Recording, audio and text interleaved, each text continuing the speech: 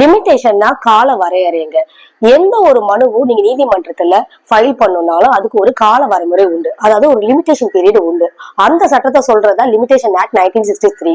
இப்போ இந்த செட்டசைடை பொறுத்த வரைக்கும் நீங்க ஒரு கேஸ் வந்து எக்ஸ்பார்ட்டி டிகிரி கொடுத்துட்டாங்க அப்படின்னா அந்த எக்ஸ்பார்ட்டி டிகிரி கொடுத்ததுல இருந்து 30 நாளுக்குள்ள நீங்க வந்து செட்டசைடை ஃபைல் பண்ணி ஆகணுங்க. இப்போ இது வந்து 1 மந்த் நீங்க எடுத்துக்க முடியாது, இது நாள் கணக்கு தான். 30 நாள்ல 30 நாள் கணக்கு தான் எடுத்துக்க முடியும். ஒருவேளை 30 நாளுக்குள்ள உங்களால அதை ஃபைல் பண்ண முடியலன்னா அதுக்கான கால தாமதத்துக்கான என்ன காரணங்கிறத நீங்க ஒரு மனுல எழுதி மன்னிப்பு கோரி நீங்க செக்ஷன் 5 ஆஃப் லிமிடேஷன் ஆக்ட் படி செட்டசைட் அப்ளிகேஷனோட சேர்த்து அந்த மனுவையும் சேர்த்து நீங்க கோர்ட்ல ஃபைல் பண்ணும். அந்த மனுவை விசாரிச்ச நீதிமன்றம் உங்க காலதாமதத்துக்கான காரணம் சரின்னு அவங்களுக்கு பட்டுச்சுன்னா அதை அக்செப்ட் பண்ணிட்டு அவங்க மேற்கொண்டு செட்டசைட் அப்ளிகேஷன் விசாரணைக்கு எடுத்துக்குவாங்க. ஒருவேளை நீங்க சொல்ற காரணம் ஏற்புடையதா இல்லைன்னா நீங்க each and everyday delay explanation பண்ண வேண்டியது இருக்குங்க. அதை சொல்ற ஜட்ஜ்மெண்ட் தான் இது வந்து சுப்ரீம் கோர்ட்டோட லேண்ட்மார்க் ஜட்ஜ்மெண்ட்.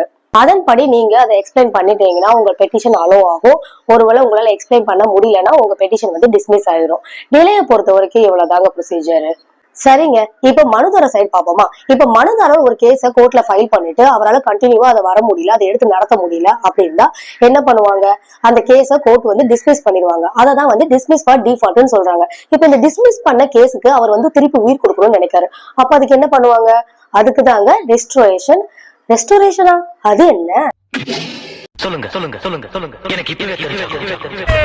நெஞ்சம் உண்டு நேர்மை உண்டு ஓடு ராஜா, நேரம் வரும் காத்திருந்து பாரு ராஜா.